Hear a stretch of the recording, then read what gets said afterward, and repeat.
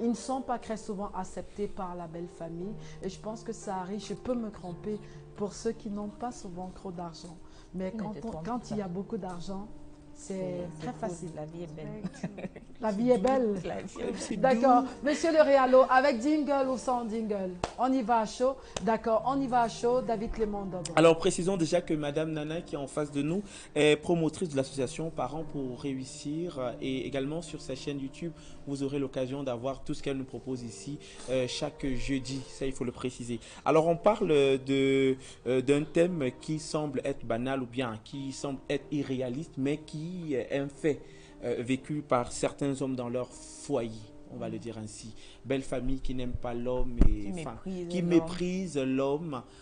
Alors, premièrement, avant directement d'attaquer le questionnaire, on aimerait savoir qu'est-ce qui peut bien pousser une belle famille à mépriser un homme, de manière générale.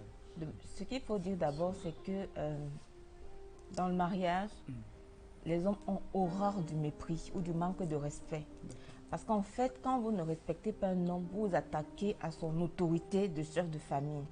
Et puis cette autorité, c'est une autorité divine, c'est-à-dire que c'est Dieu qui a établi l'homme comme chef de famille et c'est reconnu dans la société. Donc quand vous ne respectez pas un mari, en fait c'est comme si vous voulez lui enlever l'autorité qui lui a été donnée par Dieu. Et donc les hommes ont vraiment un problème avec le mépris, que ce soit de leur femme ou de leur belle famille. Maintenant, ça n'empêche pas que la belle famille, c'est-à-dire que la dernière fois, jeudi dernier, j'ai parlé des cas de la belle famille qui méprise l'épouse. Ça n'empêche pas que même si l'homme n'aime pas le mépris, il y a toujours des cas où la belle famille le méprise. Il y a plusieurs raisons qui peuvent justifier ça. Manque d'argent? Oui, c'est un volet particulier. C'est-à-dire que quand une fille se marie, la famille voit en son mariage aussi une occasion une occasion d'améliorer la condition financière de leur fille et par conséquent la leur. Et donc quand elle se marie et qu'on se rend compte que le mari est plutôt une charge pour la femme, surtout dans les cas où la femme est mieux aisée financièrement, donc du coup la belle famille ne trouve pas un intérêt à valoriser cet homme parce qu'en fait on a l'impression qu'il vit aux dépens de sa femme, on a l'impression, et j'essaie de dire que c'est pas qu'il n'a pas de l'argent en fait, mais c'est que l'argent qu'il a n'est pas la mesure des besoins que la belle famille aurait voulu qu'il comble. Et donc, du coup, la belle famille ne va pas élever cet homme comme on aimerait élever le mari de sa fille ou le mari de sa sœur. Il y a ce genre de cas quand, sur le plan financier, ça ne va pas bien. On va mépriser un mari quand il maltraite, quand je dis maltraitant de guillemets, c'est-à-dire que quand la belle famille estime qu'il ne respecte pas leur sœur. Dans les cas de violence conjugale, parfois vous arrivez au niveau où les frères de la femme viennent dans la maison et bastonne le mari. Parce on que, en arrive là? Oui, on en arrive là. Parce que de la même manière où je connais des cas où les sœurs du mari viennent aussi bastonner la femme, il y a des cas où les frères de la femme viennent bastonner le mari parce qu'effectivement, ils estiment que l'homme qui s'attaque à leur sœur utilise la force physique. Et la femme qui est l'être faible n'a pas la capacité de répondre. Et donc, du coup, les frères viennent un peu donner un coup de main. Donc, dans ce genre de choses, quand vous battez une femme, sa famille va vous mépriser. C'est-à-dire que pour elle, vous ne valez pas. C'est-à-dire que vous ne valez pas grand-chose. Vous allez être méprisé. Alors, la belle famille va aussi mépriser, surtout quand on connaît, par exemple, comment dire ça, si c'est un homme qui a un mauvais caractère. C'est-à-dire, parce que la belle famille aime la chaleur. Ouais, quand vous avez dans une maison et que le mari il est indifférent, c'est un peu comme s'il se prend la tête, finalement, il est même qui. Donc, vous voyez, ce genre de choses fait que la belle famille n'arrive pas à être à l'aise avec vous. Et pour vous démontrer qu'elle n'est pas contente de vous, il faut porter des actes qui vous méprisent. C'est-à-dire qu'on va vous insulter, on va vous envoyer des mots désagréables et on le fait même souvent en votre présence parce que pour vous dire qu'on n'a pas peur de vous. Oui. Et ça choque. Et ça fait qu'effectivement, la relation, comme Doré disait, que c'est une famille gratuite, gracieuse comme vous autres, mais ça fait qu'effectivement, il n'y a pas une synchronie, il n'y a pas une synchronisation entre la belle famille et la nouvelle famille. Parce qu'en fait, la famille de la femme est plutôt comme en conflit avec le couple. Parce qu'en fait, les relations sont conflictuelles. Et parfois, le mari préfère prendre un peu le coin et se dire, gère ta famille là-bas. Et ouais, la femme se retrouve généralement au milieu. Et c'est très embêtant. Parlons un peu de la femme à ce moment-là, parce qu'on sait que c'est sa famille qui s'attaque à son mari, donc son choix. Et là, elle est censée être sous l'autorité du mari. Quelle est la position qu'elle devrait avoir? Tu as utilisé le bon mot. Elle est censée être sous l'autorité. Oui. Parce qu'effectivement, elle est sous l'autorité d'un chef de famille. Bon, maintenant, ce qu'il faut dire, c'est que quand une femme épouse un homme, c'est déjà la preuve qu'elle aime cet homme. C'est la preuve qu'elle l'a accepté.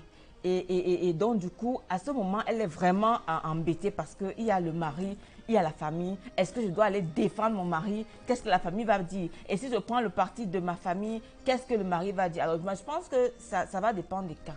Alors, je voudrais exclure déjà les cas de violence conjugale. Vraiment, quand c'est un cas de violence conjugale, isolez votre mari.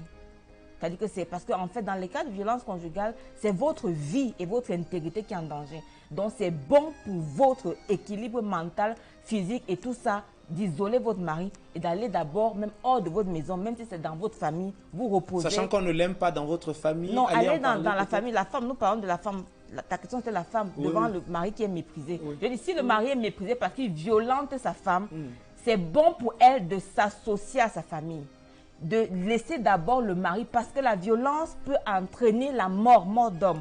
Et quand il y a mort d'homme, il faut donc prendre des dispositions. Dans ce cas, c'est bon pour elle de d'abord se protéger auprès de sa famille. On se comprend un peu parce que c'est des cas, il peut avoir mort. Maintenant, en dehors de ces cas où la famille n'aime pas le gars parce qu'il n'a pas beaucoup d'argent, ce genre de choses, c'est à ce niveau que la femme doit pouvoir assumer le choix qu'elle a fait. Parce que c'est son mari. Elle savait qu'il n'avait pas le niveau de moyens que sa famille aurait voulu. Et à ce moment, elle doit pouvoir assumer le fait que son mari n'a pas le genre d'argent que sa famille aurait voulu. Et elle doit pouvoir valoriser son mari. Et quand je parle de valoriser son mari, je vais parler de quelques points, par exemple.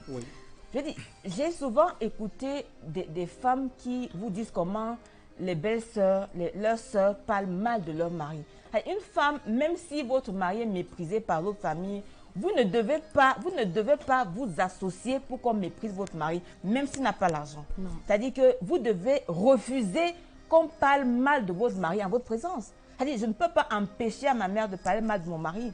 Mais si ma mère parle mal de mon mari, je peux me lever pour dire à ma mère, je respecte trop mon mari pour laisser, pour m'asseoir et écouter que tu parles mal de mon mari. Mais très souvent au quartier, Madame Nana, sans vouloir vous couper, très souvent au quartier, on a l'habitude de dire qu'on méprise une personne dans sa belle famille parce que le membre de la famille en question parle mal, ou bien c'est en fonction de ce que la personne nous relaie très souvent. Merci, qu'on donne le visage en fait. Merci, je ne sais pas Clément. si vous comprenez ce que je suis en train de Clément. dire. Et ça permet de comprendre qu'en fait, le problème vient du fait qu'effectivement, c'est-à-dire que les difficultés que le couple a souvent, les femmes qui sont beaucoup émotionnelles et tellement attachées à leur mère, à leur soeur, quand elles vont en famille, au lieu de parler des problèmes de famille, le sujet de conversation devient les problèmes du couple.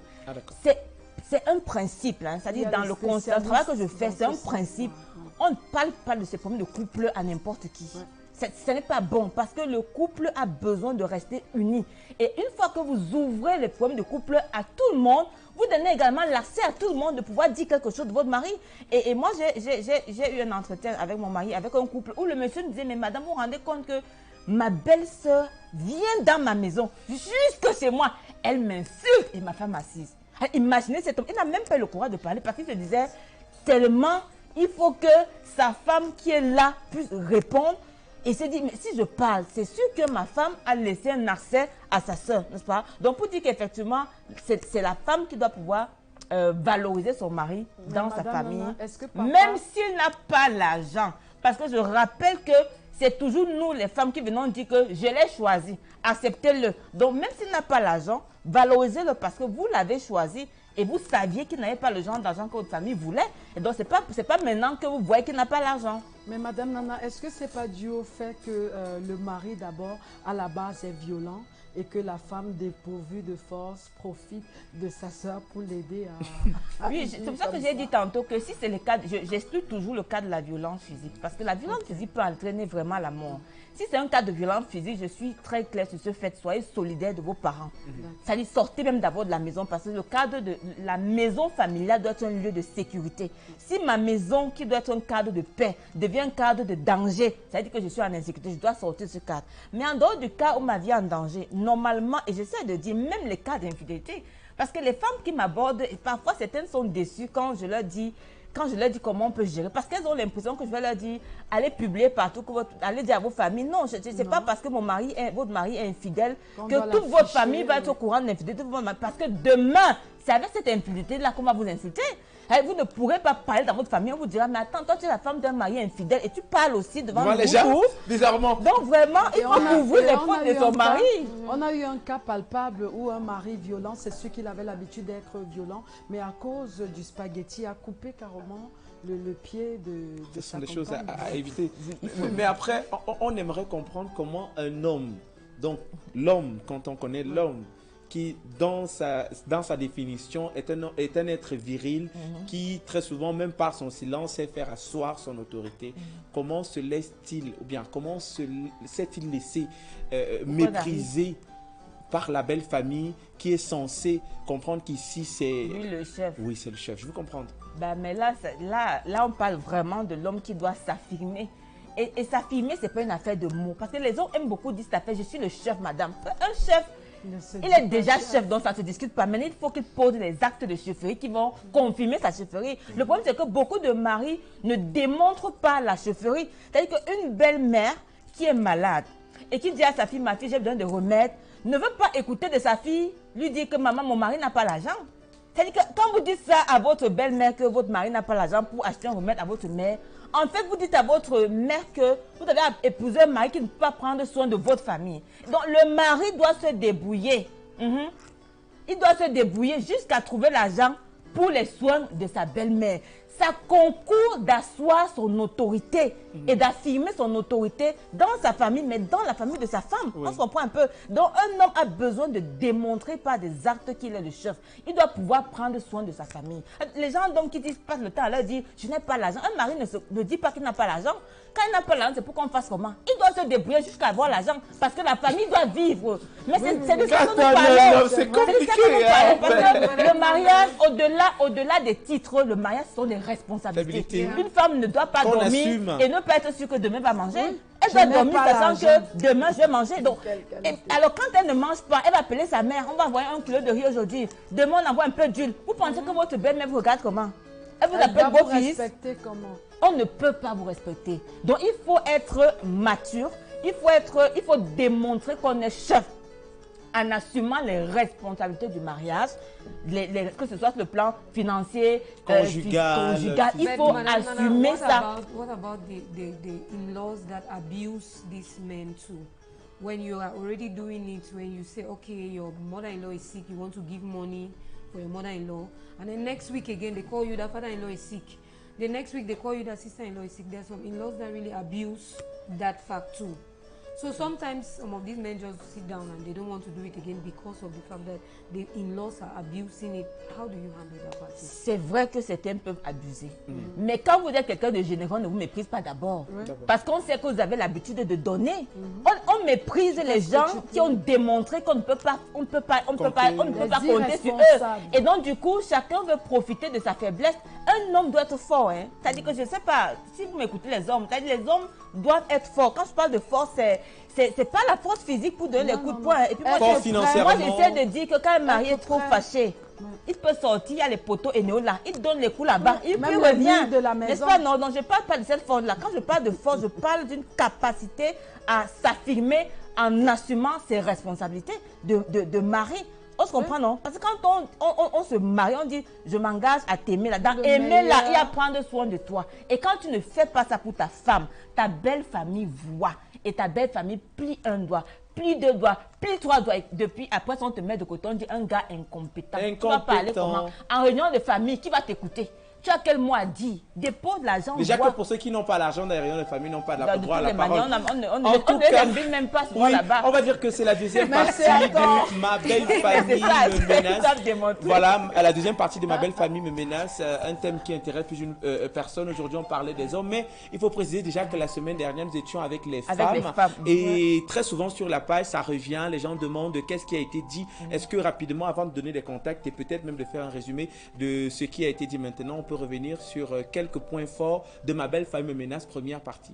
Oui, quelques points forts. On a dit que les femmes vont parfois être menacées parce que elle a épousé un mari qui est le centre du monde de sa famille à lui. Qui gère toute Donc la du coup, famille. il gère toute la famille et quand elle arrive, on a l'impression qu'elle vient réduire le lait. Le lait qui coulait, le miel qui coulait. Et donc du coup, les regards sont centrés sur elle parce qu'elle veut organiser la gestion financière et ça n'en donne pas. Et on aussi dit que ça s'aggrave parce que le mari ne la protège pas. C'est à lui de dire à sa mère, maman, vraiment, je t'aime, je te respecte, mais il y a des limites. C'est à lui de fixer des limites avec ses soeurs. C'est-à-dire un mari ne doit pas laisser sa soeur venir chez lui dire n'importe quoi à sa femme. À sa femme, je veux dire qu'on se comprend en termes il doit protéger sa femme des personnes qui voudraient perturber d'une manière ou d'une autre sa paix. D'accord. Alors on va dire que conseillère conjugale et familiale, promotrice de l'association Parents pour réussir, elle reste disponible et disposée pour vous. Nous l'avons ici chaque jeudi pour parler d'un sujet aussi intéressant. On parle de quoi la semaine prochaine? On termine ce thème parce que j'ai fait de diagnostic et maintenant on va dire comment gérer. Donc jeudi prochain, on va terminer avec comment une femme peut gérer le problème de sa Et après, on parlera de comment un homme également. Ce même jeudi, on va essayer de faire pour les deux. Super. De terminer. De manière générale. Alors, est-ce qu'on peut avoir quelques contacts pour ces couples-là qui veulent convoler en juste noces, mais après veulent savoir si vraiment ils sont compatibles ou bien prêts pour le jour J? Alors, mes deux téléphones sont WhatsApp, le 691 80 56 26 674 39 63 45. Donc, vous pouvez me suivre également sur Facebook, c'est Nelly Nana Conseil avec S. Et sur YouTube, Nelly Nana Conseil avec S. Dans sur YouTube, vous serez gâter tous les thèmes sur la famille, l'éducation des enfants. C'est là-bas. C'est quoi votre week-end cette semaine? C'est quoi votre week-end? Je sais pas encore. Je n'ai pas encore envisagé. Non, mais ce qui est sujet un direct que je fais parce que j'ai lancé sur Facebook les directs de la gloire glorieuse. La gloire glorieuse. Donc, j'ai lancé tout ce mois de novembre. Donc, on a fait un thème la semaine dernière sur les hommes. Démontrez-nous votre test de fécondité parce que j'ai remarqué que les femmes souffrent beaucoup du fait que dans les mariages, les hommes sont tout le temps te dire tu es infertile, alors qu'ils n'ont jamais fait un test de fécondité. On les accuse d'abord. Donc, on a parlé de ça. Samedi, on va parler du thème. Samedi, on va parler du thème. On te tape, tu es toujours là, c'est toujours supporté. Voilà, donc, on te tape, tu es là, c'est toujours supporté. On peut comprendre un peu les femmes qui sont toujours là pour supporter. Le nom de cette page-là. Nelly Nana Conseil avec S. Nelly Nana Conseil avec S. C'est hyper riche. Donc, on vous invite tous à aller suivre ce direct-là. Samedi à 18h. Même avec elle. Et samedi à 18h. Samedi à 18h. Il y a un autre souci, peut-être tu verras comment le mettre comme un thème. Il y a un monsieur qui m'a abordé en me disant qu'il avait un souci, il n'était pas bien chez lui parce que sa femme a réussi à faire venir sa sœur aînée et tous ses enfants. Donc il n'a plus de vie dans son espace, il ne peut plus marcher, il ne peut plus se mettre à l'aise parce que point oui, point non, elles sont alliées et puis ça ne va pas du tout. D'accord. Alors, c'est promis. On va en parler, c'est un sujet très intéressant. Terminons déjà jeudi avec cette thématique sur comment gérer effectivement ces difficultés-là. D'accord, on aura encore Madame Nelly Nana jeudi prochain, dans une semaine exactement. Mais pour l'instant, allons voir à quoi ressemble le travail d'un infographiste, ceux-là qui designent les différentes affiches des